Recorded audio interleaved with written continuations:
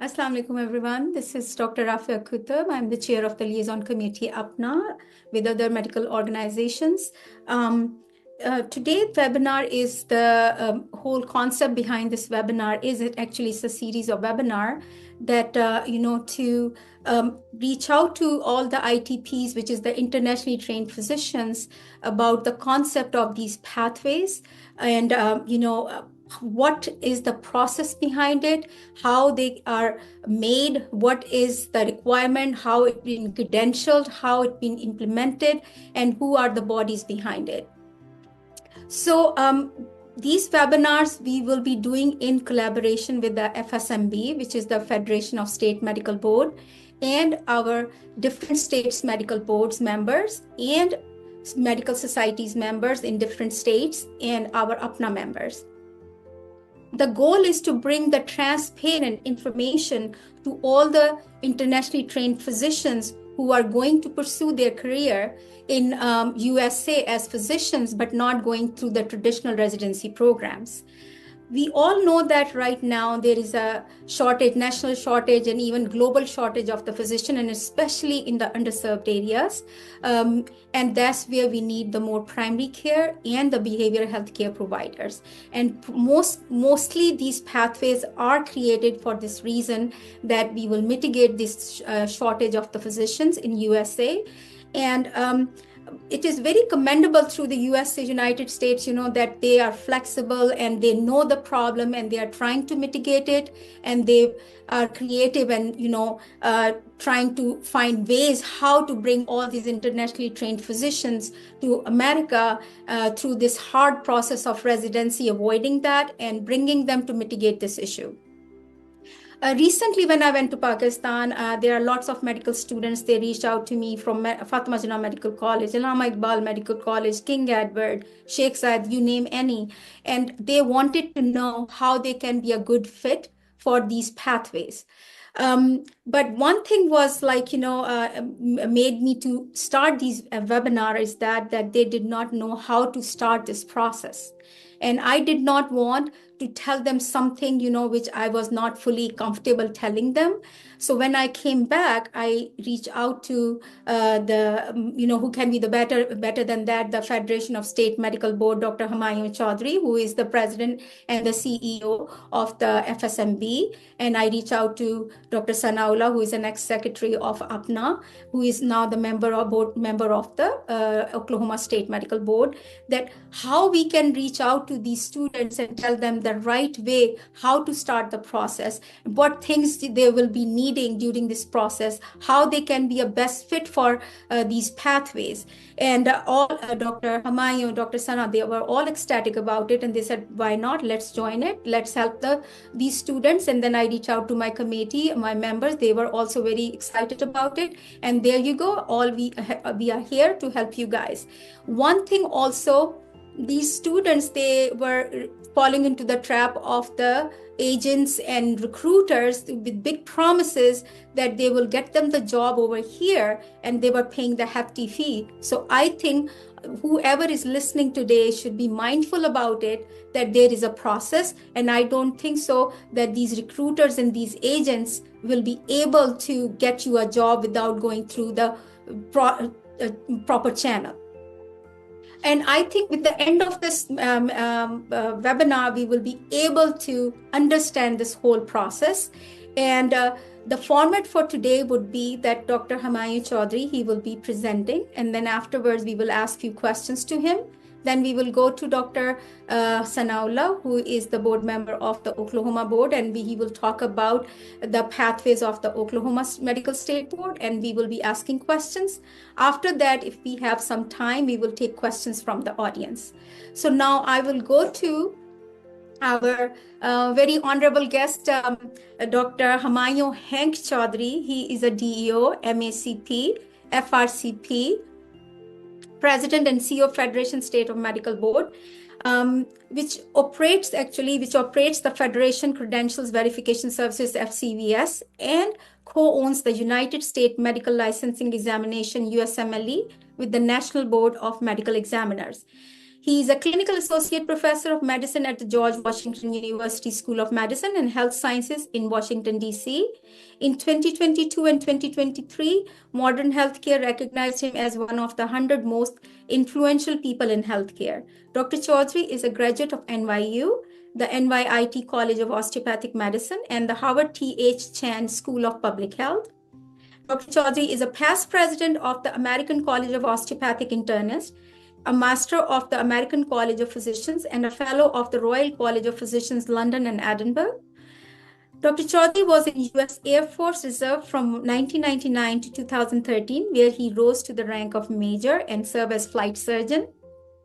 He is an author of and co-author of more than 90 reviewed articles in the medical literature and co-author of 2 books.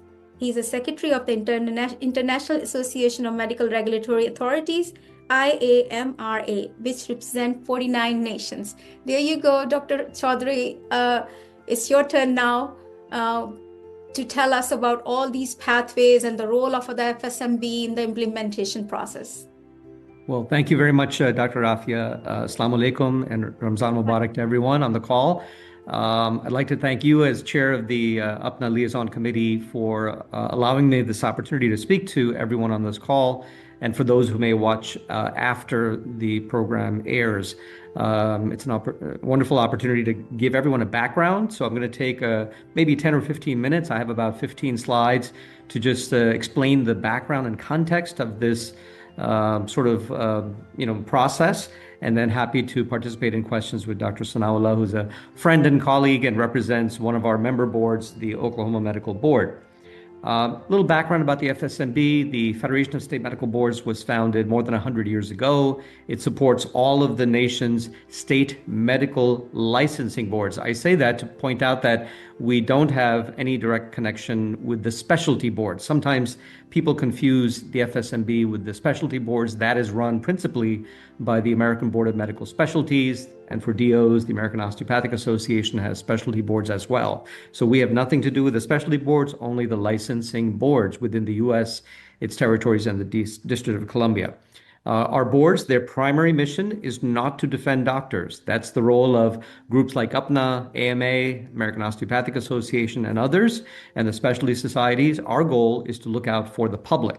And so there's a mandate to protect the public's health, safety, and welfare by making sure that only those who are truly qualified to practice medicine are lawfully allowed to do so, whether they be physicians, physician assistants, or many other healthcare professionals. We do not oversee licensing of nurses or pharmacists. Those are 2 other organizations. We are perhaps best known among medical students, especially around the world, as one of the co-sponsors of the U.S. MLE, the United States Medical License Examination, which of course is required for all MDs, whether in the U.S. or abroad, to become licensed. This is the principal pathway. Many thousands of osteopathic physicians take it as well, but they have a separate licensing examination they call the COMLEX examination, but the majority of physicians take the USMLE. The FSMB is a partner with the National Board of Medical Examiners, and together we run the examination. I will say that when I was a medical student, little did I know that one day I would be one of the people in charge of the USMLE. So always keep your options open. You never know what the future holds. So this is our current board of directors. I'm seated there with my purple tie, and to my left is the current chair of the FSMB, Dr. George Abraham, who is an eminent physician, infectious disease specialist in Massachusetts, an international medical graduate himself from India, who is a good friend and totally understands the issues related to IMGs. We also in the back, towards my right, the gentleman who's standing with the red tie is Dr. Ram Raju, who is the former CEO of the New York City Health and Hospitals Corporation. He's also an eminent surgeon in this case, and he's also an IMG. So we have some IMG representation on our board of directors, but we obviously represent the nation's state medical boards, and there are IMGs and physicians in obviously all of them. So let's talk about the number of physicians in the United States. The FSMB, we have records on every physician. So we do a census every 2 years. And in our last census, which was published in 2025, so this is 2024 data, there are a total of 1,082,187 physicians, MDs, DOs, US graduates, international graduates. Of these, nearly 25% are IMGs. They are in all 50 states and the District of Columbia, and the workforce has grown since 2010, but there are still significant disparities, maldistributions, and not enough physicians around the country. Where do IMGs principally come from? It used to be India was number one and Pakistan was number two, but in the past couple of years, the Caribbean region has now overtaken both India and Pakistan. There are now 57,000 licensed physicians who graduated from a medical school in the Caribbean. It used to be that the Caribbean graduates, about half of them were US citizens and the other half were from all over the world, including Pakistan. But that has now shifted. Almost 2/3 of the graduates of the schools in the Caribbean are actually US citizens. The second largest group is India. There are 52,000 licensed physicians in the US who graduated from a medical school in India. And since these numbers are a couple of years old, there are definitely more than 16,000 physicians of Pakistani medical education practicing and licensed in the US. The fourth largest group is from Philippines and then Mexico. But we get physicians from everywhere, from more than 2,392 medical schools to be precise, from 171 countries around the world. And there's been a 32% growth in IMGs since 2010 as well. And many of you may be familiar with this. I borrowed this slide from my colleagues at ECFMG. This is the traditional IMG pathway to medical licensure in the US. It starts off with a larger group who apply. You have to take the USMLE Step 1, the USMLE Step 2 CK, clinical knowledge. You have to do one of 6 pathways, and then you have to take the English language test. Plus, you have to have your medical school diploma and transcript verified by ECFMG. If you make it through that pathway, and many do, of course, the next step is to match, to apply to residency using the electronic residency application service.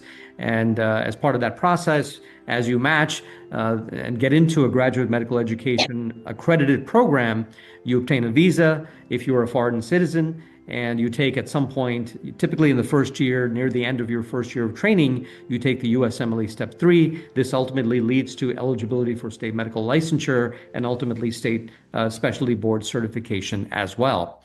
And as the nation, our nation in the US, struggles with not enough physicians to take care of the growing and aging population, some of the states began to wonder about that part in red, the matching, the applying to residency programs. If you know the numbers, in the match last year in 2025 for PGY1 positions, 60.8% of all IMGs got matched, which is wonderful, but 40% did not. And by the way, 67.8% of US citizen IMGs match. So if you're a US citizen, that gives you a greater opportunity. But if you're not a US citizen, the numbers are not bad. They're 58%. But what about the other 42%? That's about 6,000 people who didn't match, who are qualified physicians. They have medical degrees. Many of them have training, and they didn't match, and they try again the following year or the following year. So the states began to wonder, are we doing everything possible to increase the physician pipeline for our needs, and began to wonder, why do we require physicians who are already trained overseas to seek training again? Maybe there's a way to figure this out. And so one of the first states to do this was Tennessee. In 2023, they passed a law to streamline licensure for physicians who are not only graduates of medical schools from far away, but also who had completed training and had practiced medicine in their countries for a few years at least. And so the need for this is apparent. So this is a map of the United States. Some of you may have seen this. These are all the rural and urban health professional shortage areas. If you look at the dark green and the dark blue, our nation, though in the larger cities, has enough physicians and enough specialists in most cases. Much of our country still has shortage of primary care physicians in particular, but this is throughout the entire country. So this is really a big problem. In Urdu, we might say that badal ki tarah ye chhaye hue, these health professional service areas. And so there's a need across almost every state in the United States for physicians, especially those in primary care. And so because Tennessee and a few other boards were starting to explore this opportunity, which had never been possible for decades, the FSMB, my organization, partnered with the ECFMG and the ACGME, the Accreditation Council for Graduate Medical Education, to create this advisory commission on these additional licensing models for those IMGs who have already done training overseas.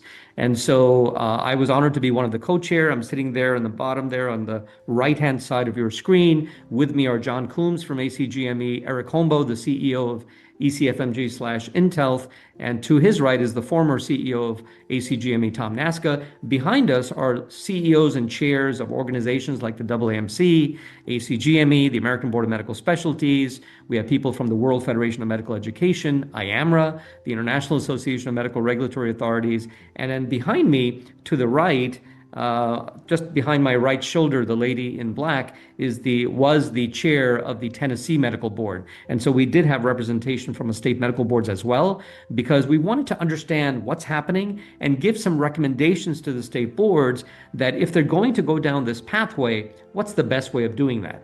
And some of you may have seen our work that was published in Annals of Internal Medicine. There's been reports in JAMA about this as well.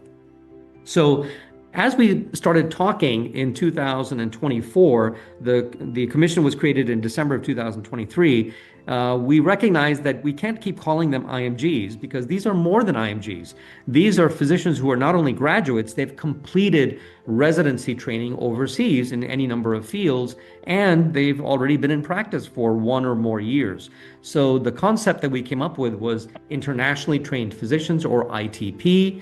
Again, as the definition states on this slide, it's a physician who received their medical degree and their training plus practice experience outside the US, and this could be an underutilized resource to address the provider shortages in the United States. Now, since Tennessee, a number of additional states have passed laws to do this, and I'll talk about which states they are in a moment, but this is something new, and this is something that we've not thought of before.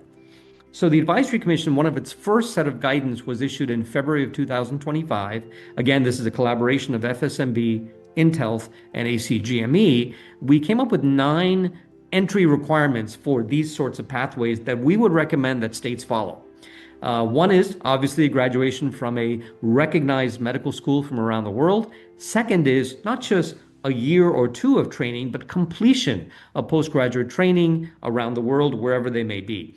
Third is, in addition to completion of training, a clean license to practice in that country. What do I mean by clean license? A license that has not had a complaint or a disciplinary action against it. Now, we also felt there should be a limitation on the time out of practice. This pathway is not designed for someone who graduated from medical school overseas, did their training, practiced for a few years, and then has been out of practice for, let's say, 10 years, and suddenly sees this as an opportunity to come back to the United States. The idea is to have someone who is fresh, someone who's current, who understands the practice of medicine. And so our recommendation is that the states follow their own laws, many of which dictate how many years you cannot be out of practice before you seek re-entry into practice. And in most countries, or most states, I should say, that's about 2 years. So as long as you have not been out of practice for 2 to 3 years, our recommendation is you should be eligible for this type of pathway. Now, the other key piece of this is, unlike the residency matching, in this particular case, there should be an offer of employment prior to you even applying. And that employment offer must come from either a hospital that has a teaching program already in the United States, even though you're not entering the training program, but it has to be a hospital that has the understanding of what it means to supervise another physician, or it could be a federally qualified health center. It cannot be a physician in private practice who needs another doctor, because then there are conflicts of interest and the person may not be qualified to supervise them. And so the recommendation, which many states have followed, is that the employment offer must come from a hospital, a health system, or an FQHC. And then once you meet these criteria, the recommendation, which all of the states have followed, is you don't just give them a license to practice medicine. You want to make sure they understand the US healthcare system. So there should be a temporary period of provisional licensure. Could be 1 year, could be 2 years, could be 3 years. We leave the specifics up to the state, but a period of temporary provisional licensure to make sure they know what they're doing and they are indeed qualified makes sense and is a way to protect the public, to make sure that we're not just giving away licenses to anyone who seems to have the right credentials. And all of the states that have passed these laws have included that as a requirement. Finally, at the end of that temporary provisional licensure period, there should be some eligibility determination for full and unrestricted license. And then once you get that license, you can practice anywhere in that state. Now, could you practice in another state with that license? Not so easily, because most other states require training that's been done in the US. So you have not done training, all you've done is been supervised. So it may not be so easy to move to another state, but certainly within that state, you would be allowed to practice unrestricted. Finally, our recommendations are that the details, the rulemaking of this process should be delegated to the state medical board that knows how to do this. And finally, that there should be standard reporting requirements from the state board so we can keep track of how many people are applying, where are they applying from, what specialties do they have, and how many are ultimately successful. If the states just do it on their own and don't share that data, we won't really be educated. And then I should mention that one of the questions that comes up is, how do you know that training overseas is going to be recognized? And that's a big question, because we know that training varies around the world, and there is no global standard for postgraduate education. Now, having said that, the World Federation of Medical Education has embarked, as of last year, on a plan to begin to recognize countries that accredit medical schools and residency training programs. And it's possible that that kind of recognition could count towards this pathway. Another possibility, which we include in our report, and you can see our report on this QR code, is those physicians who have graduated from training programs in countries that are recognized by the ACGME-I, the ACGME International. And so this is I just got this from their website. The countries in dark blue are the countries that currently have ACGME-I accredited sponsoring institutions.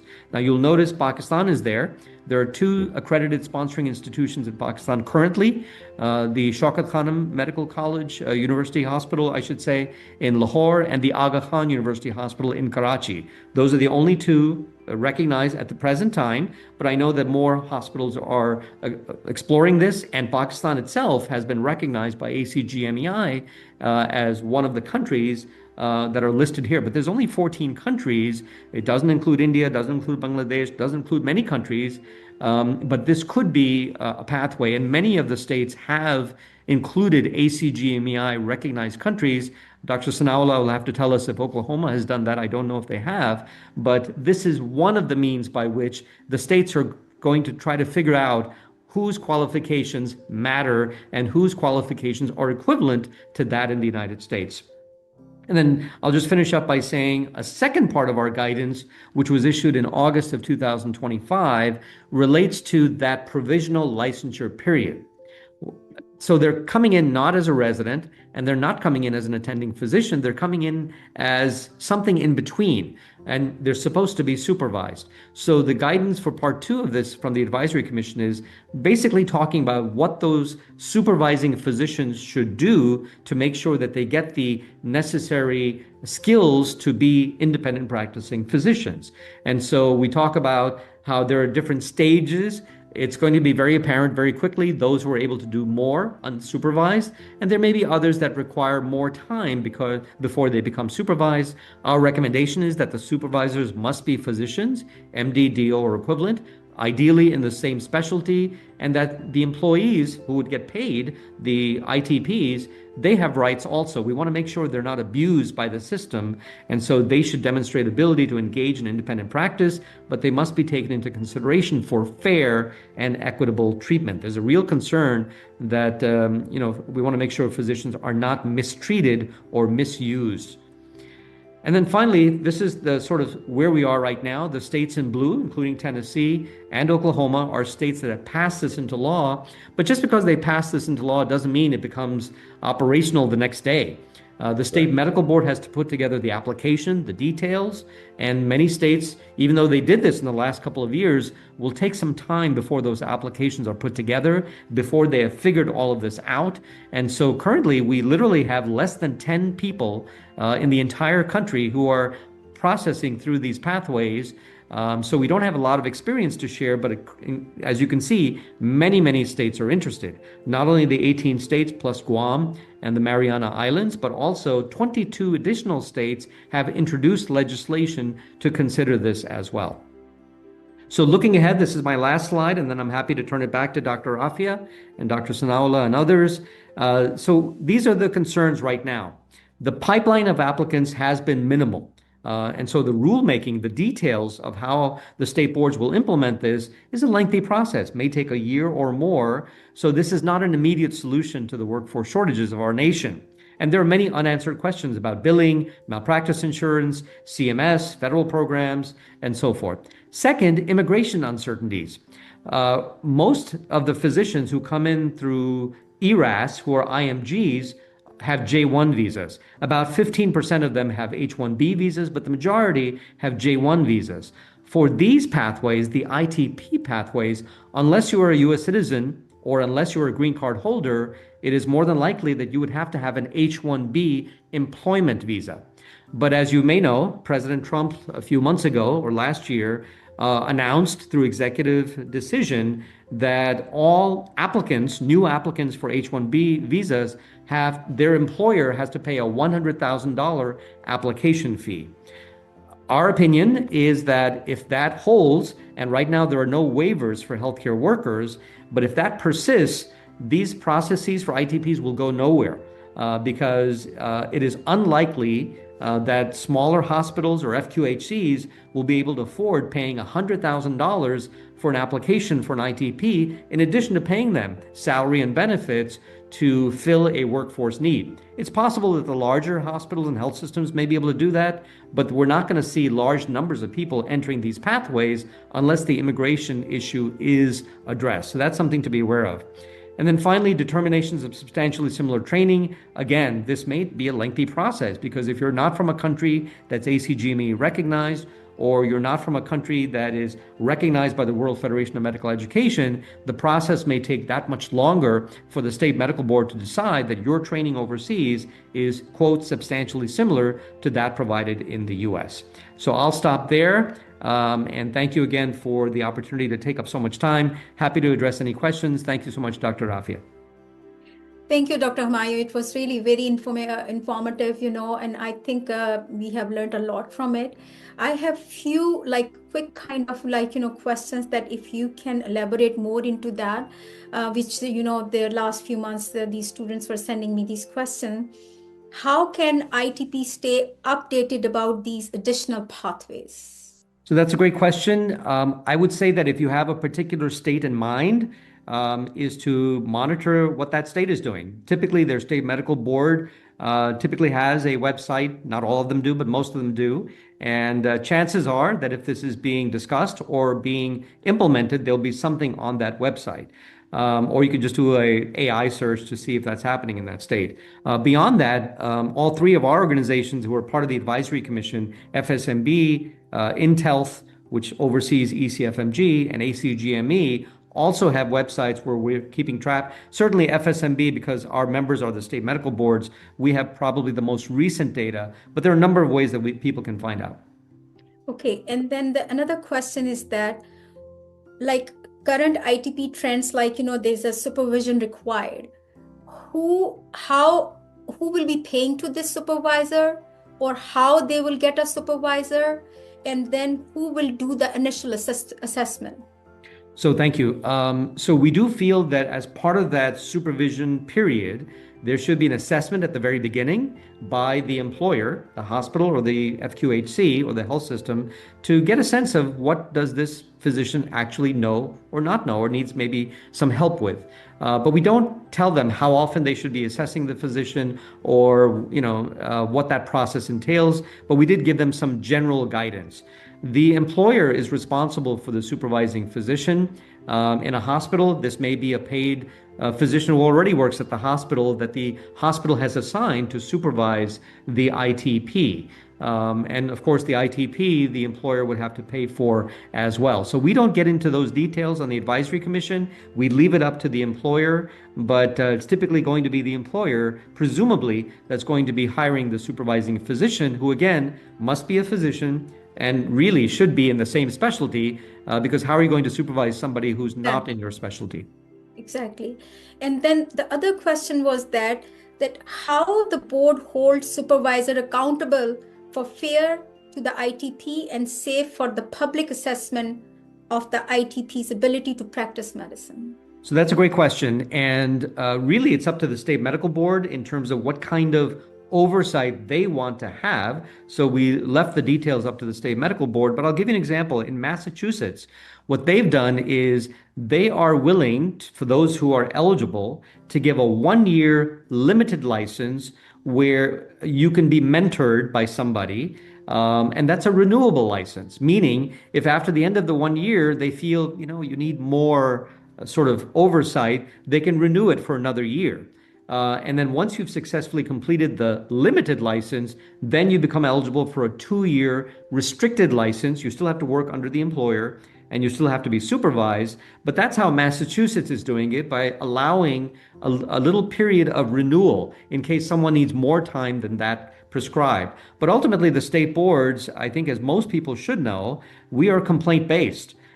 We don't oversee the practice of medicine at the bedside everywhere. We couldn't possibly, we don't have the resources. So we will be relying upon the employer and the supervisor to speak up and let us know if there are concerns, because there will definitely be people who are not able to successfully make it through the program, but others will be. So I think need to be some communications between the state medical boards and the employers and the ITPs. Thank you. That was really informative. So now I will go to our panelist, and Dr. Amna Qureshi. She's an MD and she's a graduate of King Edward Medical University. She's a hematopathologist, St. Louis, Missouri, and she is the member of Liaison Committee, and she has few questions for you, Dr. Humayun. Go ahead, Dr. Amna. Assalamu alaikum. Thank you so much, Dr. Humayun and Dr. Sana, for taking out time for us today. And Dr. Humayun, your presentation was very, eloquent and complete. And thank you so much for doing that for us. As you know, I've been working with APPNA YPC, Kamkana YPC for a long time. We review medical students and ITPs resume. We, take their mock interviews. We try our best, to facilitate them to get into residency programs. But there are a number of students who match, but some of them could not, and they want to pursue these alternative pathways. And I'm very thankful for all of your efforts, to come up with this alternate pathway. So now, people can, they get into other, ways so they can have their careers in the United States. In my capacity, I work with all the ITPs who want to have the career in the US. And, I came across multiple questions, and I think most of the questions have been addressed in your presentation. But there are certain things that, just for the sake of clarification, you mentioned about temporary license, that would be given to these ITPs. First of all, just for my own, clarification, is the subspecialty, whatever subspecialty, does it matter? Can radiologist work through this alternative pathway as a radiologist here?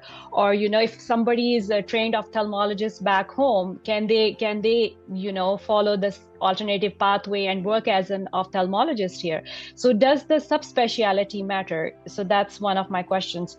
And then, as you mentioned about the gap, sometimes it takes over a year or maybe 2 years to come to United States, settle down, and then, apply for these licenses. Is there a minimum gap after they leave their own country of origin or their own country of training, and then they come to US and then they apply for these licenses or these alternate pathways. What do you think is a safe gap? I mean, no gap is good, but still, during migration from one country to another, it takes some time. And is there a safe gap, I can say, that after which, or they will not be denied because of moving gap? So that's another of my questions. And then verification process, their documents need to be verified from ECFMG, and what is the verification process of their training? So thank you, Dr. Amna. You asked three very, very good questions. On the first one, the specialty, that's actually a critical question. If you talk to the folks in Tennessee, and I'm sure Oklahoma has the same situation, and you ask them, why in particular are you doing this? What are you hoping to obtain from this? They will say that our goal is to get primary care physicians to practice in our rural areas. So primary care physicians, as you know, are internal medicine, general internal medicine, family medicine, pediatrics, and some might include OBGYN. And yet, none of the 18 laws restricted to just internal medicine, family medicine, or pediatrics. So in theory, this is open to any specialty. And it's interesting, the very first, I don't even know if Dr. Sanaullah knows this, but the very first physician to enter one of these pathways was in Tennessee, happens to be a head and neck surgeon. So head and neck surgery is not a primary care field, and yet Vanderbilt University, I think, was the institution that needed that and was willing to, employ someone who had the training from overseas for this particular pathway. So the goal is primary care, but it does not, as of now, exclude any other specialties. Having said that, and we talked about this a little bit before the call started, if you want to be a cardiologist, but you've only trained in internal medicine, by going through this pathway, you are not going to be eligible for a cardiology fellowship. This is not a residency program, and so you will not be able to ever practice cardiology, even though you did maybe internal medicine. You're hoping that this will be a pathway to get you to cardiology. You would still need to do residency to be eligible for that kind of a fellowship. So when you talk about subspecialties, if you've trained in cardiology overseas, that's a different story. If you are recognized in another country as being a qualified cardiologist, and you want to go through this pathway, your challenge will be to find an employer who needs a cardiologist, Right. which may not be the case in your particular state. So I think there's going to be an issue there. On your second question about gap after leaving their country to apply, again, we decided after much discussion not to put a time limit on it. We leave it up to the states. As I said, right now, if you are a practicing physician in any of the 50 states or territories, I'm licensed in New York, for example, but New York is a separate matter, so I won't mention New York. But let's say in most states, if I leave the practice of medicine and I make my license inactive, I'm typically, in most states, you're allowed to leave practice for about 2 years. And if you come back within 2 years, they'll give you your license back right away. But in most states, if the gap has been more than 2 years, in some states it's 3 years, then they may require you to take an exam like the SPECS examination. They may require evidence of supervision or mentorship. They may require CME. They may require you to do things to prove that you still know your material. So our recommendation is the gap should be probably similar to what the state already requires of its own licensees, but ultimately that decision is up to the state boards if they want to be more flexible. And then finally, the verification process. Right now, the ECFMG for ECFMG certification does not look at training, because training doesn't matter for ERAS applications. What they care about is that you graduated from a recognized medical school that's listed in the world directory of medical schools. However, as this pathway is moving forward, ECFMG and their leadership have indicated to me that they will have to set up some sort of system to verify training overseas. My understanding is they have not done that yet, but they will be looking into that because somebody has to look at the paperwork, and the state board can do it in the short term, but it would be helpful to have a centralized organization like ECFMG that has an understanding of what happens around the world. Good. Thank you. Thank you, Dr. Humayun. And as you said that, about the need, it's a need-based thing. Like over here, we need the primary care, but what is happening that primary care covers all like OB, PD, ER, urgent care, and all that stuff. So even people, they have, clinical experiences that in certain areas, I think that will cover also for the primary care need, So our next, panelist will be from the liaison committee, Dr. Syed A. Naqvi, MD, graduate King Edward Medical University, Director, Hospitalist Division, Landmark Medical Center, Associate Professor, Brown University, and Johnson and Wales University, Assistant Professor, New York Medical College. And there you go, Dr. Syed Naqvi. He has some questions for Dr. Humayun. Thank you, Dr. Afia, for wonderful introduction. And thank you, Dr. Humayun, for literally mind-blowing. Actually, it's as I see that this is probably in its early infancy, so some of the questions are still unanswered, and whoever is thinking of this, and they have their questions. So we have a few questions which we want. What is the thinking on the side of the state that the ITP should be working on? The first one that comes to mind naturally is that what will be the kind of scope of the work? Are they going to be full-fledged physicians, or is it going to be a limited practice with some limitations on it so that they can do this and they can't do the other thing? And will it be under supervision for some time, or for quite a significant length of time? So these things are being asked of us from our overseas doctors who are practicing in other countries.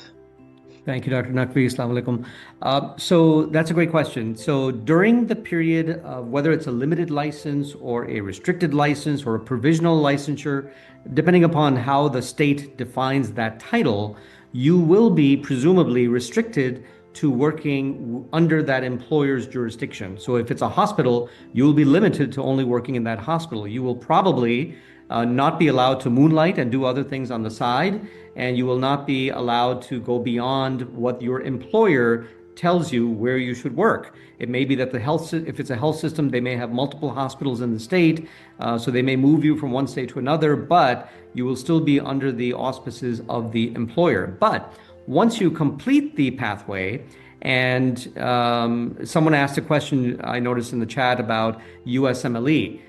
To be eligible for these pathways, our recommendation, which most states have followed, is that you have to have step 1 and step 2 successfully passed.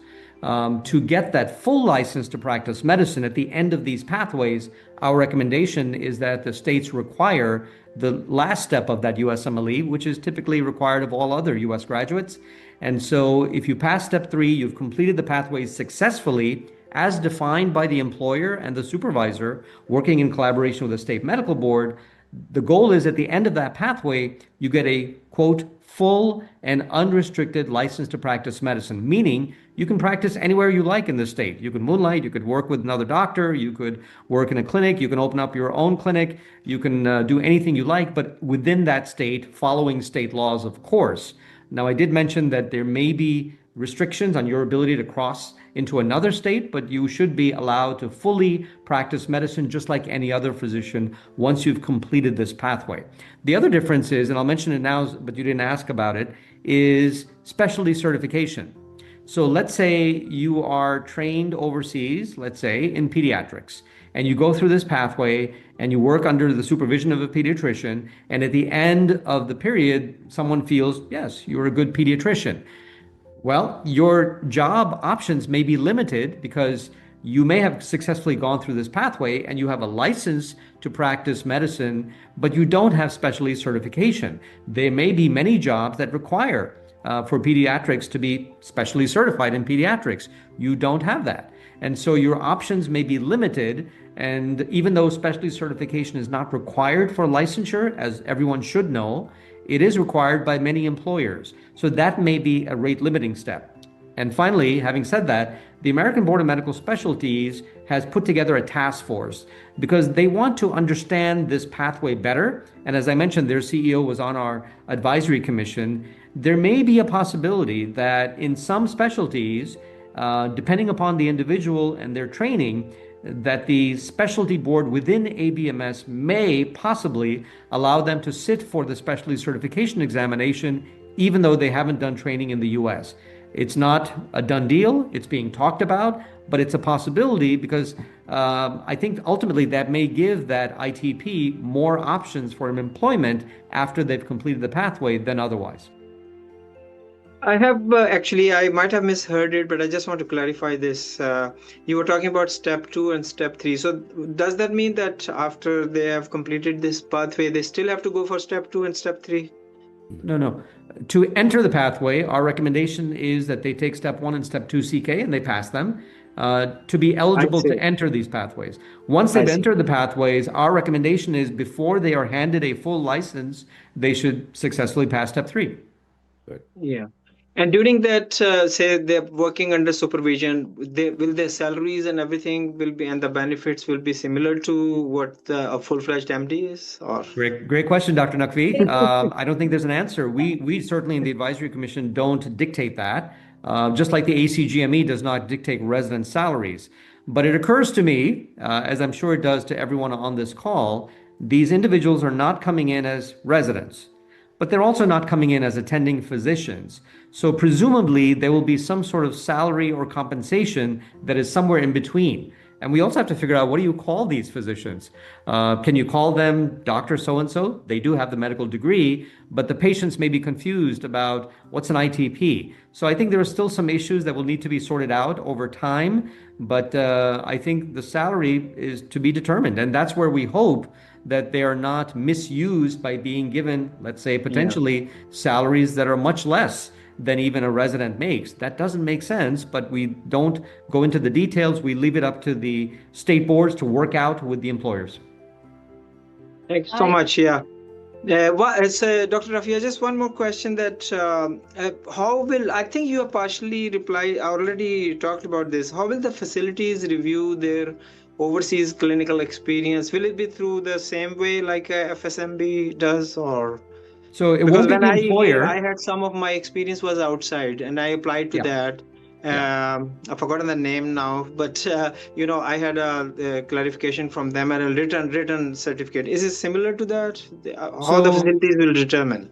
So the employer will not be the one determining it. It's not up to the employer. It's the state. It'll be up to the state medical board to determine that, not the FSMB. Having said that, if it's a certificate or a completion of a residency, let's say they've done a residency, let's say in Pakistan, that presumably could be done by ECFMG, and they're looking into putting in place that kind of verification. They don't, sounds like they don't necessarily have that fully available right now, but it won't be the employer. And obviously the individual will want to demonstrate that they are ready for this, so they can certainly present whatever documents they have. I have a quick comment. Dr. Naqvi, do you have more questions? No, you carry on. Yeah. So I feel like it's a very, very, infancy project. And as more things, as more time pass, things will unfold. One of the comments that I wanted to just bring in is like, once everybody who gets involved in this process, they complete their training, let's suppose of the alternate pathways, then the question will arise when you look for the jobs, even in the same state, let's suppose, then, when we apply job as an MD, they, in the hospital, application, they ask, are you board eligible or are you board certified? So that is going to be like one of the issues for these folks, because once they complete the training, are they going to be board eligible, or would they be able to sit for the boards and then they can get their certification? Because even in like regular hospital practice, if you are board eligible, you're supposed to give your boards within certain period of time. So that would be another, issue that Dr. Humayun or Chaudhary will, ultimately face in future. So thank you, Dr. Amna. You're absolutely correct. Although the ABMS does not use technically the term anymore, board eligible, but you're right. It implies that, it's pending. Yes. And many employers will expect that, even though it's not a requirement for licensure, it has become a requirement in many health systems and hospitals. I think we all know this. And there's nothing we can do about it at the FSMB. However, as I mentioned, the ABMS has a task force where they are studying this issue. They're exploring this issue. I think some of the specialty boards may be open to allowing qualified candidates to sit for the examination, which would be very helpful, I think, to enable them to have more options. But it doesn't mean you can't get any options, however, because presumably the hospital that has you as a supervised physician may want to hire you because they know what they're getting. There may be other opportunities in other fields that don't require specialty certification, but clearly there will be more options available if they have that credential. Sounds good. Thank you, everyone, for asking all these, very smart questions to Dr. Humayun and taking full privilege. Right now we are how to convey this message to our ITPs. And, we all know that it's a very multi-layered, complex process. There's a big promise there, and we are all very excited about it. And there's a lot of work, still in progress, and things are evolving. And who knows, when Dr. Amna asked this question, the board eligibility and stuff, who knows, like in next 4 or 5 years, if this whole process will be a success, so then maybe there's a next step that why not a board certified, so I think these are still kind of gray areas and question, but at least we have started a process, and looking forward how to mitigate this shortage, how to help our communities. So I think that's the basic goal right now we have.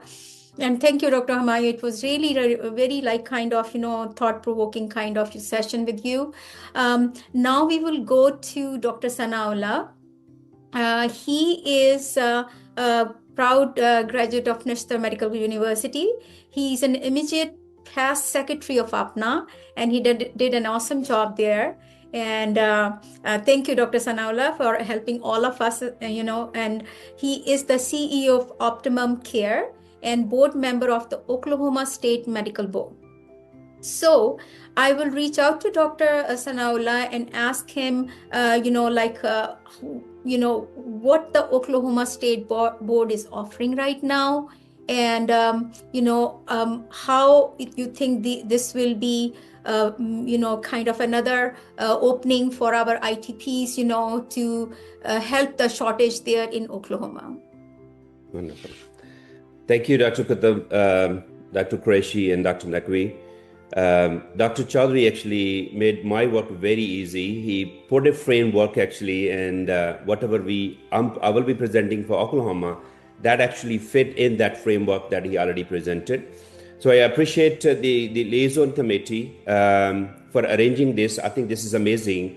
And a lot of our physicians who and the applicants actually don't know this new pathway. So this will be a good way to give a very clear information about these alternate pathways. So I will be just focused on the alternate pathway that is recently approved in Oklahoma. I know there's 18 states, so every state is a little bit different. So I will just shortly present, and then we will go with the question answer. So the alternate pathways got approved in Oklahoma with the House Bill 2050 in November last year. It provides a pathway for a limited license to practice medicine in Oklahoma. The basic requirement is the same, but Dr. Chaudhary mentioned you have to be ECFMG certified. Here we do require step 3 also, and should have at least 3 years of post-graduate training. Only the limitations in this one is the only healthcare providers in the academic medical centers, and we have only 2, is Oklahoma University and Oklahoma State University, who can offer the job through this pathway right now. The application fee is $500, that's non-refundable. And we still, as a board, we put some informations on the website, but we are still in the process of creating applications, documents, and some rulemaking. But I'm happy to answer some more specific questions. If you have, I will stop here. Thank you, Dr. Sanaullah. So I will ask my first question, in regard to this is that what is the site for the application? What is the application fee? And as you said that it is not refundable, but let's see what we can start with this, that where is the site for this application? So the site of this application will be on the Oklahoma State Medical Board, but the application is not complete yet, so it's not available. Okay. Though we have decided the application fee will be $500 and that's non-refundable, but the application and the required documents is still in under review. But where you can start is important to know for the applicant. You won't start from the Oklahoma State Medical Board. You have to have a job offer first, even to apply the application. So at this point, if the interested candidates, they need to start looking into how they will get the job offer. And the job offer will be only available in Oklahoma University and Oklahoma State University at this point. Thank you, Dr. Sanaullah. That's really, very important to know. The other question is that what are the requirement in regards to the application credentials? Like, what is the verification process? What does the verification and who does the verification? Okay. I think Dr. Chaudhary answered this, and I will just put there again. The requirements are two basic requirements. One, you have to be ECFMG certified. That's number one requirement. The second is you should have at least 3 years of postgraduate training experience. These are the two basic requirements for the pathway in Oklahoma. And the board will do, Dr. Chaudhary mentioned that, so board will get the direct verification from the ECFMG, and also from the educational institutions, they will confirm their experience. But how we will do that is still in the process. Dr. Sanaullah, will you be recognizing ACGMEI recognition countries? That is not defined yet. So I think because we are in the process of rulemaking, so I think it's a good point. When it's coming, I will be asking that, and we will make sure that I put there to include that also. And that was my next question. So thanks for asking. The next one, I have this question from lots of medical students and ITPs. How can I strengthen my CV to get the job through alternate pathways? Do I need to take the OET medicine even if I am a native English speaker? So to strengthen the CV, I think they first have to complete all the USMLE exam. The first thing they need to start preparing when they are in the med school or early part of their postgraduate training, they need to start working, because this is the lengthy process to complete the USMLE exam. That's number one. Number two is, yes, they have to complete the OET exam. Even if they are proficient in English, they have to take that exam. And the third is, if they have completed the postgraduate training, I think if they have some US clinical experience in the concerned department where they want to get a job, for example, if they are a neurosurgeon and they want to come and pursue a career as a neurosurgeon, it's much better if at Oklahoma University or Oklahoma State University, they find some US clinical experience. That will connect them directly with the department chairs. If they're doing a good job, I think the chances of getting the job will be a lot easier if they have some US clinical experience. That is awesome. The next question is that, is an internationally trained physician who has not practiced medicine anywhere for 5 years eligible for these pathway? And if you have not been practicing medicine for more than 2 years, what is the option? The first requirement is, in the last 5 years, you have to have at least 3 years spent in the postgraduate training. That's a requirement. But yes, there is a one exception the Oklahoma State Board is putting that is a part of this House bill on the section 495H. That actually gives some options to these applicants if they are not practicing in the last 2 years. The board will put some competencies they have to complete, like what Dr. Chaudhary mentioned there. They might have to pass some exams to show the competency, but that process is not complete yet. But yes, there will be a process and pathway if you're not practicing in the last 2 years. There will be a process for them to complete some competencies. And this is particularly from the Oklahoma pathway, am I right? That is true. Okay. And then if I need the visa, can I still get the job through alternate pathways?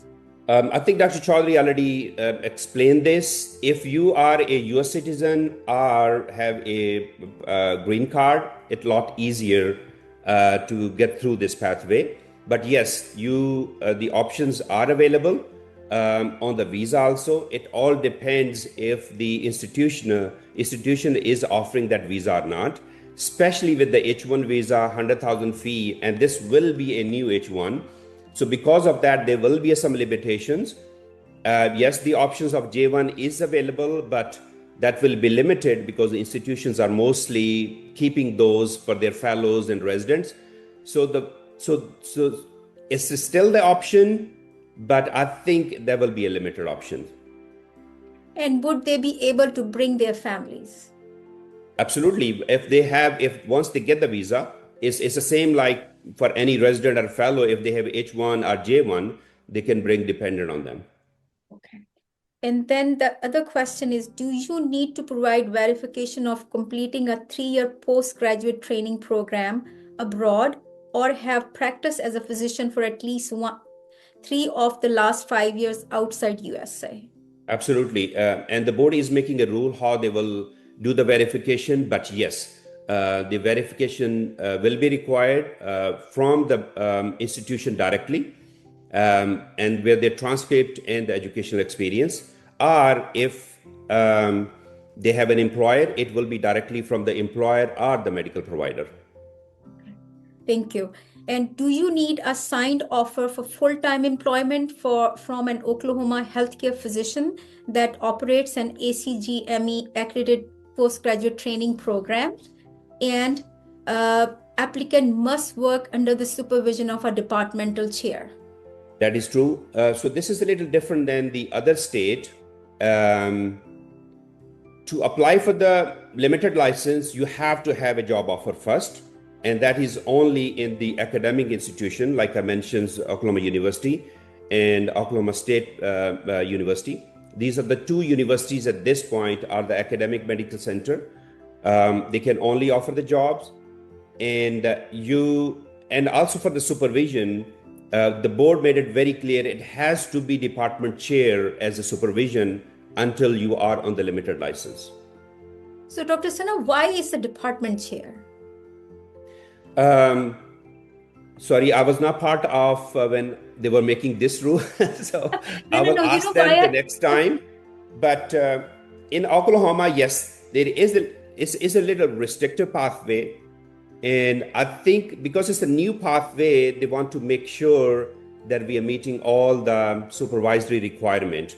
And academic institutions are already they make the rule for resident and fellows. So I think as a department chair, they're putting some responsibility there to make sure we are doing the proper supervision there. Sure. And I think also knowing the dynamics of the, programs and residency or directors in the hospitals, I think chair has a little bit more time for, admin time and stuff to, watch over them. I think that could be the one aspect of that too. How can I achieve full unrestricted license? And is it true that after 3 years, ITPs may be eligible for full unrestricted license? Yes. So in Oklahoma, the limited license, the initial license or restricted license will be for 3 years. And if the applicant, the physicians, they do a great job and there is no pending investigations, they are in good standing, then they will be eligible to apply for unrestricted or full license after that. That's awesome.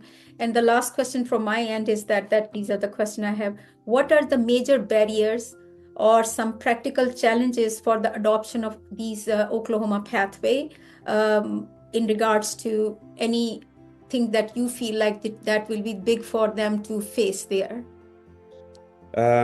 It's a great question. I think this is not just limited to Oklahoma. This is probably for overall all the pathways. These are the new pathways, and still there's a lot to learn from these, a lot to come on the rulemaking. In Oklahoma, because this is being offered just at the academic medical centers only, so the job opportunities definitely will be limited in the start. And the second is, it's a new pathway, so getting the liability insurance and proper coverage, a lot of malpractice insurance, actually, they don't know this pathway. So they have to create and add those associate physicians in the liability insurance, and how much liability will be coming on the supervising physician. So these definitely need to be worked out, and these are definitely posing some challenge for the adoption. The other major that I feel, because I'm in the private practice, I own a multi-specialty medical group. So if I hire these physicians, though I cannot at this point, but even in the future, if I hire, the major questions will be how I will be getting paid. If I'm paying these physicians, how my practice will be getting paid. So this is the biggest question. Even in some other states, for example, in Missouri, the only Medicaid is accepting right now. The other payers are not accepting them. They are still in the process. And I don't know about the Texas and the other states. So the major payer and insurance companies are not accepting this pathway. So I think this will be a major challenge even in the future until we figure out and all the federal insurance and the commercial insurance start accepting them. Then the adoption will be more actually in the future, but that's a limiting factor at this point. Yes. Go ahead. Yeah, The one more thing is, because we are bringing these ITPs directly into the US healthcare systems, they are not trained in the US healthcare system. So I think there will be we need to require more time to train them to get familiar with the US healthcare system. So that's also will be probably in the start, but probably not in the long term. And the visa is the major limiting factor that I already explained.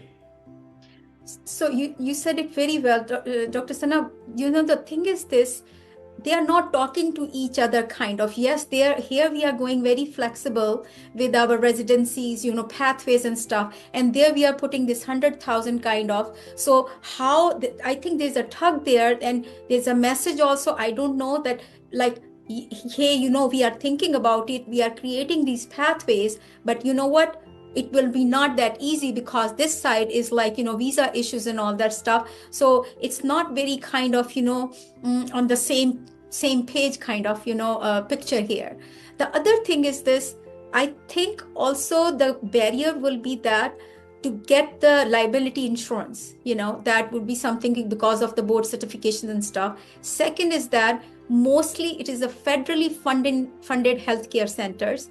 And whenever I talk to Congressman McGovern and Ed Markey, they are saying federal does not have that much money, So it is kind of a very, like a good initiative. But when you go into the deeper core of it, and that is, I think I would also convey this message to the ITPs in that way that, yes, it is there, but they should keep on building. If they get any opportunity beside this, they should go for it. Absolutely. I think, from the applicant perspective, this is something really good that, is already, the option is there. But we also need to keep in mind, in American healthcare system, everybody want to play safe, The boards are trying to make sure whatever they approve, they are protecting, the communities and the patients. Exactly.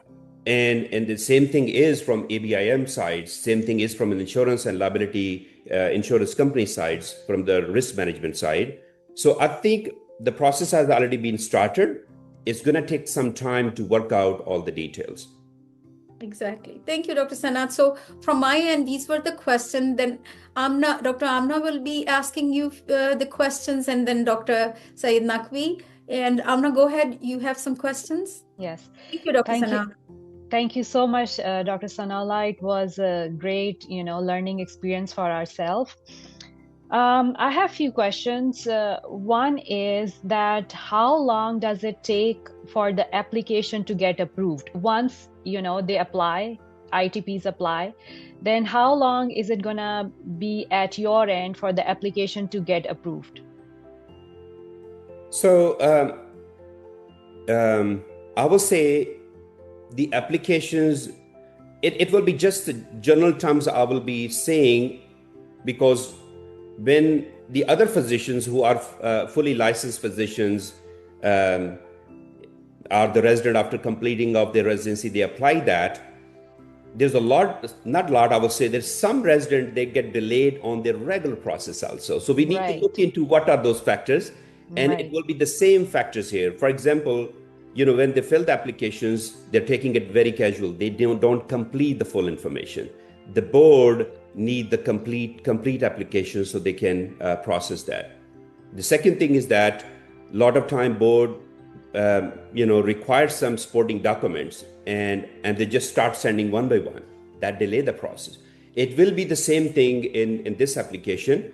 If your application is complete, you have a job offer, and you submitted all the required documents, then there should not be any reason to delay these applications.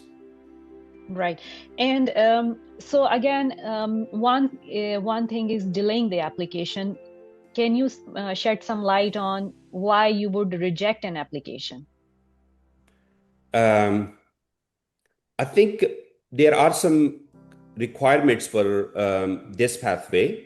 And if you are not meeting those requirements, yes, the application will be rejected. You have to have ECFMG certification. You have to have a postgraduate experience within the last 5 years. If not, then you have to meet certain competencies. And most important, you need to have a job offer. So these are the three main criteria. And if you have, there is no other reason, unless when the board do investigations, they have to do the first source verifications, they have to do the background check. If something coming on that side in your background check, or the board is verifying your 3 years postgraduate experience, and their institution not sending a good report about that candidate, then that will be looked into very closely.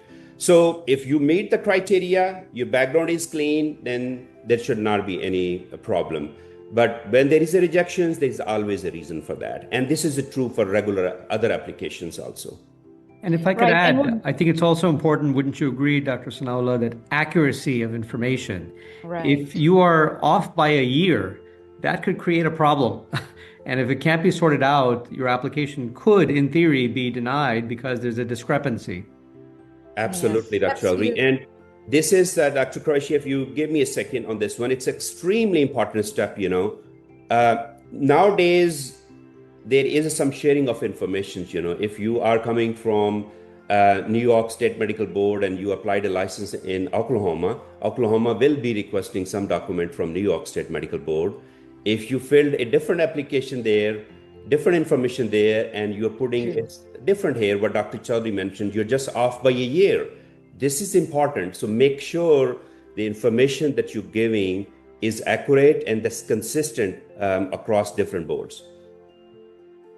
Yeah, I absolutely agree. Like you have to be honest about everything. People try to find shortcuts and, they hide some things in their application. I feel like, if they don't tell the truth, they'll ultimately get caught. So I feel like you have to be very honest when filling these documents, and it's very important. It's patient care at the end of the day. So, you don't want to get barred from that board for the rest of your life, because if you have these kind of restrictions in one board, anytime we fill any board application, they'll always ask, do you have like something some kind of restriction from another board.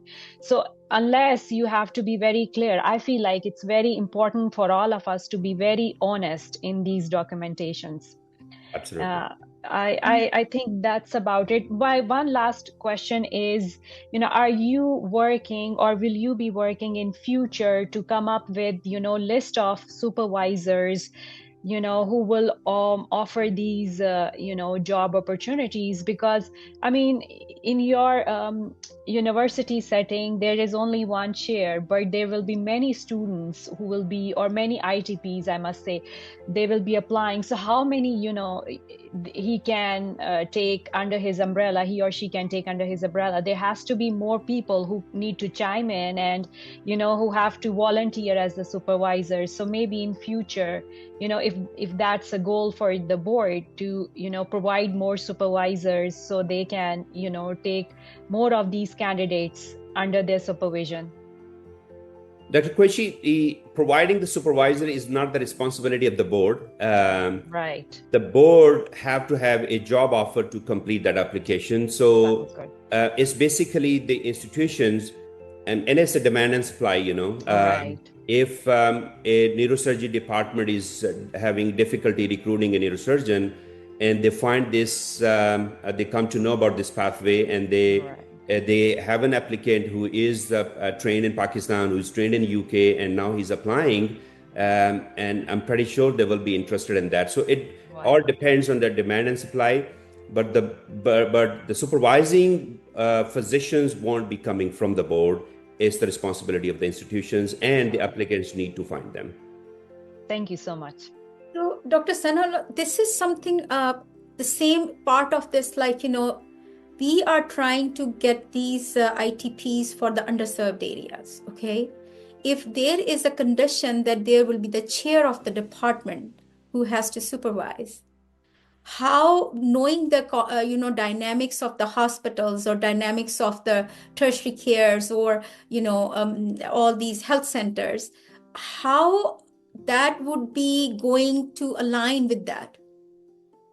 That's a very good question. Actually, I also was thinking when I saw this House Bill 2050 that is only limited to the academic centers. So how we will go in and place these positions in underserved areas. So you just need to keep in mind these tertiary care physicians, they have outreach also. For example, recently we approved a physician on alternate pathway, a limited license we approved. He was a transplant physician, and the system approached us that they want to increase their availability of transplant program in their other areas where their transplant physicians might go and screen those patients if they are sick for the transfer. So that gives an opportunity, like that tertiary care hospital will be going in these smaller hospitals, and these physicians might go there and screen those patients, but still under supervision of their department chair. So, and the other example is that the chair of Department of Medicine, he is the chair for whole department. They have a lot of rural clinics. They have clinics in smaller areas, but the chair is the same. So that supervision will be coming under that chair, but they have a lot of outreach clinics where they can place these physicians. Oh, that is another way to think about. And then the question is that, now we are working with our, nurse practitioners, okay? Most of the health centers, they have nurse practitioners. And now this is an ITP there, so how that is going to work together? I think we should not think that these physicians will be competing with a nurse practitioner. Their scope and their training will be totally different. It's just a learning curve. I don't have the probably answer for this one, but I think once we place these physicians in the tertiary care centers and academic centers, and they have a good experience with these physicians, they will hire more. And if they don't have a good experience, that might cause a problem for incoming physicians, So I think our message should be for all these our ITPs, if they come, I'm pretty sure they do a great job already, and they will do a great job. So they open up more avenues for their incoming fellows. I think with the time, once we know more, once the system will learn, the adoption will be more. But I don't see there is any competitions with the PAs or the nurse practitioners through this route. That's what we can hope, and they will be addressed as physicians. Am I right? Most of the states are, I think every state is a little different on this one. Ultimately, what they will be called, but most of the states are calling them as associate physicians. And once they have a full license, they will be physicians, the doctors. But as a limited license, in the initial term, they are being called in most of the state as associate physicians. And now we will go to Dr. Syed Naqvi. He has a few questions for Dr. Sana. And then if we have time, maybe we can take a few questions, but otherwise we will wrap it up. So basically, after all this discussion, most of the questions which I have are already been addressed. But there is a few things that come into mind. Do you have any examples of somebody successfully? Are there any, or is it just started? This is what I want to know. Are there any physicians who are working like this right now? Yes. Okay. So quite a significant number. Even before this is an alternate pathway, just got approved. We had some exceptions even before. If the academic medical center is coming to us and asking some exceptions, the board look into those applications. So through those exceptions, we have some examples and know those exceptions will be fitting in this alternate pathway. Yeah, okay. So that's one thing. The other thing is that is inevitably going to happen. People who come here, they got a preliminary post. And after preliminary, there's no way they can get into the second year post, and they are stuck. And they will eventually be looking into whether I can go into the alternative pathway. Is there anything that stops them from doing it? Somebody who's done a residency preliminary post and is not getting anywhere. They just have to meet the criteria. Yes, that is, they can come to this pathway, but they have to meet the criteria. The criteria are, they are ECFMG certified, so that they are meeting the criteria. But on the clinic experience, postgraduate experience, they need to meet that. If they are meeting, then they can apply to this pathway. Yeah, okay. So like we are in the 3 years. I'm sorry, Dr. Naqvi. When you're saying requirement is the 3 years. So if suppose he has done or she has done 1 year prelim, and now there is shortage of 2 more years of the experience, so that still will not be the eligibility. That is true. But most of the physicians, our applicants who are coming to US, they are also doing 1 year internship, house job.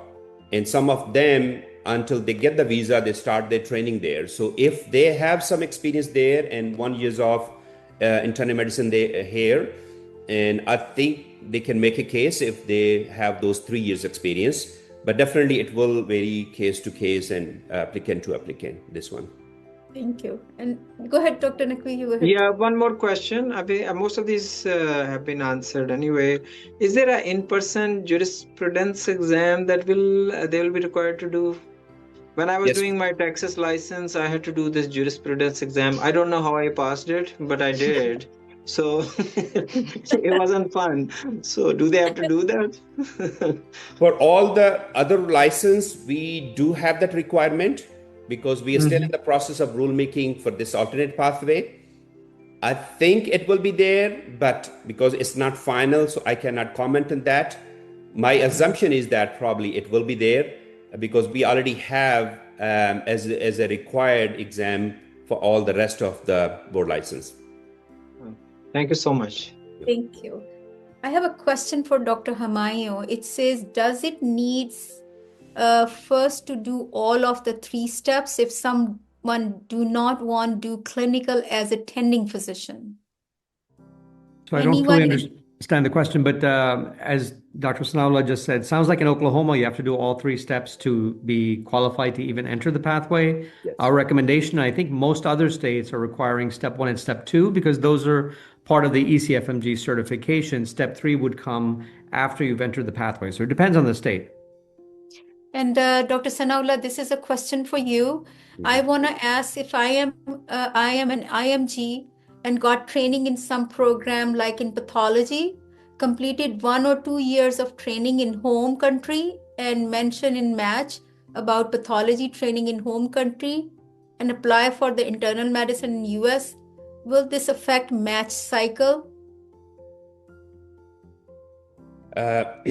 I don't know if Or maybe Dr. Humayun, like maybe Dr. Humayun, you can answer. I did not get the question even. I'm sorry. Yeah, I don't fully follow, but obviously there should be a match between what you've done overseas for training and what you're doing for this pathway.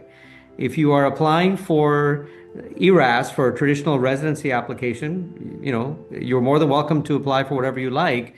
But I think for this type of pathway, the state boards are generally looking for previous training in the same field for which you are now seeking to be supervised to get a license. That is true. Okay, there's another question. If Dr. Sana wants to take it, and Dr. Humayun, it says, a candidate with a hand amputation, sorry about that. Candidate with a hand amputation want to do internal medicine. Will the state or hospital of match committee will comment on this issue? I can comment on that. He will not be excluded based on disability. Yes, he has to meet all the rest of the requirement, but he won't be excluded because of this. Yeah, there's a federal law called the Americans for Disabilities Act, and so that applies across the board. Even to sit for the USMLE, there are exceptions made fairly routinely for all sorts of disabilities. So I wouldn't say that we are in a position to say that you can or cannot or should not apply, but and there's no guarantee that you will get the position, but it should be based on merit. Okay, thank you. And then another question for Dr. Sanaullah is that what did Dr. Sanaullah mean by US clinical experience? It's the same like we do the US clinical experience to apply for ERAS also. Like I gave an example, if a neurosurgeon from Pakistan who has a good training wants to come to US through this alternate pathway, and he contact the neurosurgery department, he is on visa, and if he does some work even as an observer in that department, and I think the chances of knowing the people more and through those connections and experience, there is a good chance that if he's a qualified candidate, he get connected with the chair, he get connected with the other attending, the chances of job offer will be a lot better for that candidate as compared to the one where program actually have no clue. So I think if you have some US clinical experience, if you are able to get that, I know it's not going to be easy, but if you are able to get even as an observer, I think that will be very beneficial. And then the question for Dr. Humayun, what is the best way to search for job offers? I don't have an answer to that one yet because it's still being worked out by the states. And I think the states will have to determine, the state medical boards in particular, will have to determine the employers, just like Oklahoma did first. So before you start calling hospitals, make sure the state is offering the program, make sure the state is in the process of putting together an application. The state medical board ultimately, in most jurisdictions, will decide who qualifies as an employer. In some cases, like in Massachusetts, the focus is not on whether or not it's a university program. It must be in a health professional shortage area. Exactly. So that's the other part of this, is they want people to go to those areas, as I showed earlier, where there's a need. So before you start making phone calls, find out what's happening in the state you're interested in, and then at least wait for the application and see if the state board has determined what kind of employer would be appropriate. Okay, and I see a hand up there. It says Rehan raised hands. Can we talk to the participant, or was how it goes. Oops, sorry. Oh, it says any opportunity for anesthesia aspirant with 4 years anesthesia residency in Pakistan. I can take this. It's the same pathway, exactly what we are talking about. If he meets all the requirement as an ECFMG requirement, and he has a 4 years postgraduate training experience, that's great. And he needs to just find the job offer and then can apply.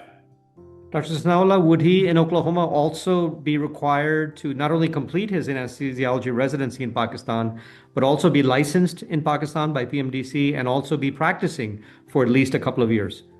Practicing for, yes, at least 2 years in the last 5 years. So not just completion of residency. I think Yes. that point is important because there's an expectation and our recommendation on the advisory commission that they be not just trainees and residents, but graduates of training programs and basically attending physicians in their country for at least a couple of years with a bona fide license to practice in their home country. That is true. Okay, thank you. And the last question I have is there that if, the employer is paying for the visa, and if you don't like the program and the supervisor, can you leave the program? And what is the penalty? Dr. Chaudhary, you want to take this question? I don't have an easy answer because it's still hypothetical at this point. But I think that goes back to my point about we hope that the collaboration between the employer, the state board, will lead to an understanding of how this should be done. We are concerned about exploitation of ITPs who thoughtfully, with good intentions, enter this program. And we want to make sure their rights are not restricted, that they have equal opportunities to others, and including how many hours they work and under what conditions, and do they have benefits and things like that. So we just make a broad statement, but the details are up to the state board working in collaboration with the employer. And there's a question just came for Dr. Sanaullah. So Dr. Sanaullah, what are the prospects for FCPS consultant radiologists in Oklahoma? It's the same. If they have already the degree and they're practicing, they're ECFMG certified, then both OSU and OU, they have their radiology programs. So, and actually radiology is one of the specialty where they need more radiologists. So there will be definitely a case there but they need to wait right now. Our request, everyone, the rulemaking is not final. Application is not final. So please don't reach out OU or OSU at this point. Just keep following the Oklahoma State Medical Board website. And as soon as the rulemaking is final, application is final, it will be posted there. But to answer that question, yes, there is a good chance once the application is completed to apply through that route.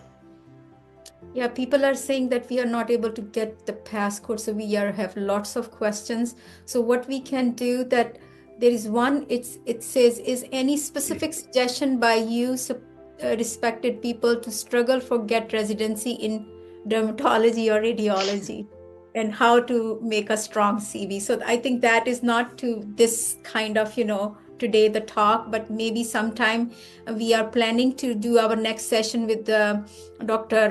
Humayun Chaudhary with the USMLE and the physician assistant program and stuff. That will be coming next month somewhere, end of or beginning April.